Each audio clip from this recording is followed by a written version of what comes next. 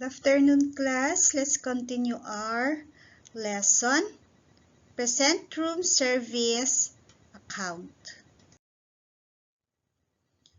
In our previous lesson, we discussed about room service delivery, entering a guest room, presentation of room service, food and beverages, leaving a guest room.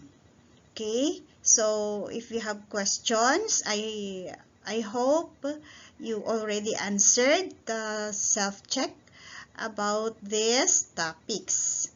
So if you have no questions, let's continue our lesson. The following skills and knowledge shall be the focus of this module. Check and present guests' account for accuracy in accordance with establishment procedure. Present cash payments to the cashier for processing in accordance with establishment guidelines. Present charge accounts to guests for signing based on establishment policy and procedure. Now, let's start presenting the bill.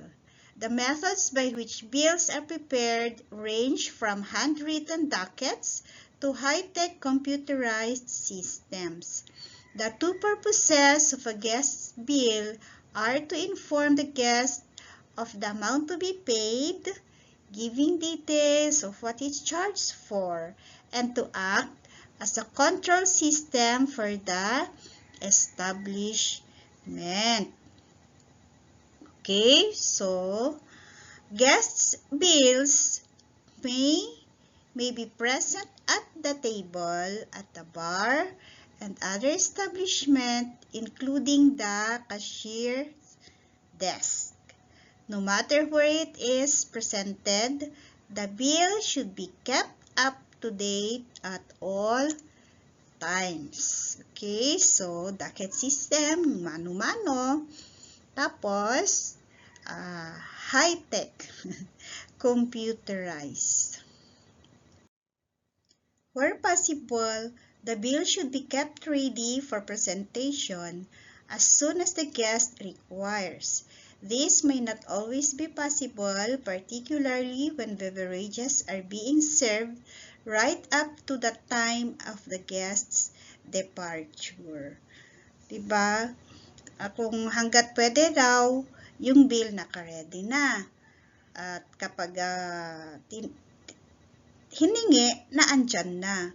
Pero kung minsan, hindi rin posible na kapag hiningi na andyan na agad, lalo na kapag tuloy-tuloy yung pag-order ng mga inumin. So, here are some considerations when presenting the bill. Be alert that guests may want their bill.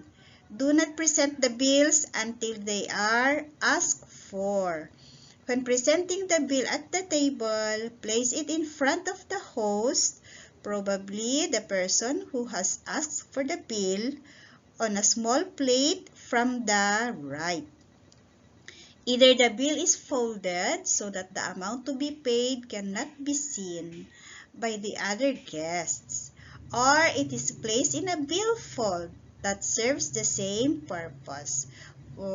Pinakita na natin sa klase yung billfold, diba? At saka small tray na pinaglalagyan ng mga bills. Okay? If there is no inquisitive host, you may place the bill in the center of the table. Bills presented at bar should be presented on a plate, folded, or in a billfold. If the establishment requires guests to pay at a cashier's desk as they are leaving, make this clear to the guests to avoid confusion and delay. Diba? Pag alimbawa, kung kinakailangan sa kahera sila magbayad, sabihin natin agad kasi baka ang akala nila dadalhin natin yung bill tapos kukunin din natin at ibabalik yung sukli. Yun pala, sila ang kailangang pumunta sa cashier. Kaya kung ganon yung way ng pagbabayad nila ay sabihin agad natin.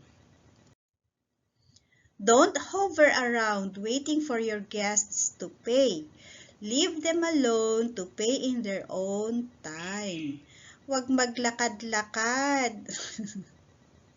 Hover around. Tapos, nagdadabog. Tagal naman nilang magbayad. That is a no-no. Remain alert though, so that when they have paid or signed for their meal, there is no unnecessary delay while they kept waiting for you to collect the payment. Okay? So, maging alerto, maging mapagmatsyag, ano pa ba? Na kapag kailangan na nilang magbayad, ay naandyan na. Methods and procedures for payment.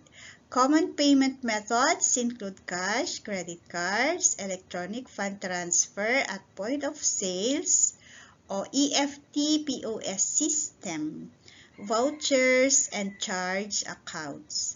Be familiar with the procedure for these various methods of payment and know which methods of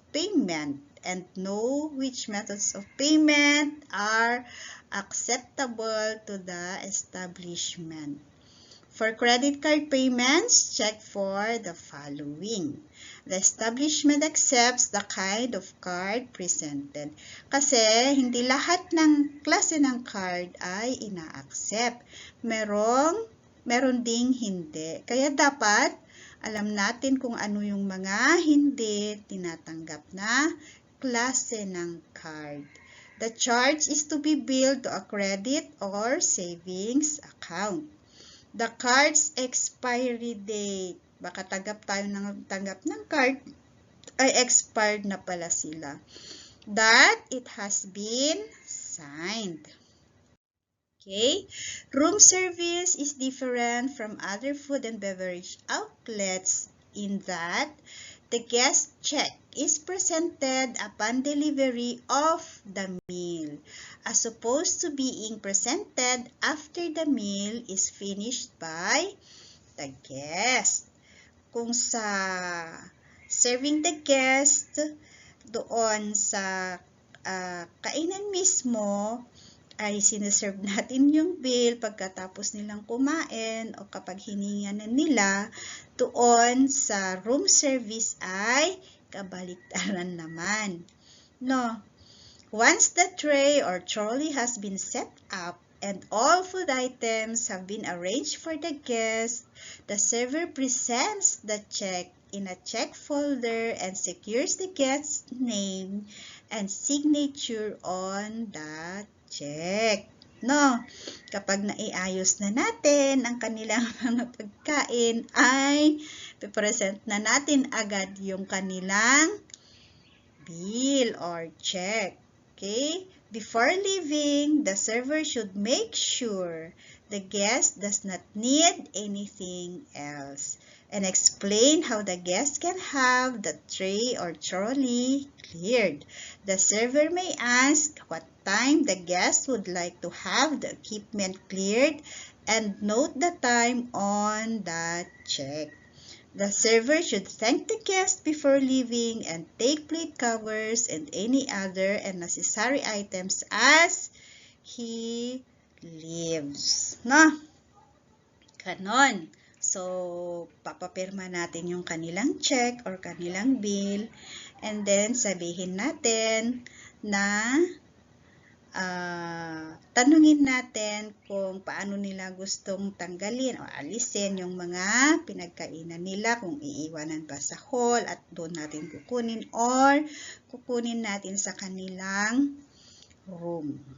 Okay? Ay, tapos na naman agad. Self-check 5.4. Okay, so walang katapusang true or false. Write true if the statement is correct and false if it is incorrect in a 1/2 sheet of paper crosswise. Copy and write your answers after each statement. Pass your outputs on our face-to-face meeting, hopefully tomorrow. Okay, so that's it for now, and wait for your next lesson. Stay safe, class. Goodbye.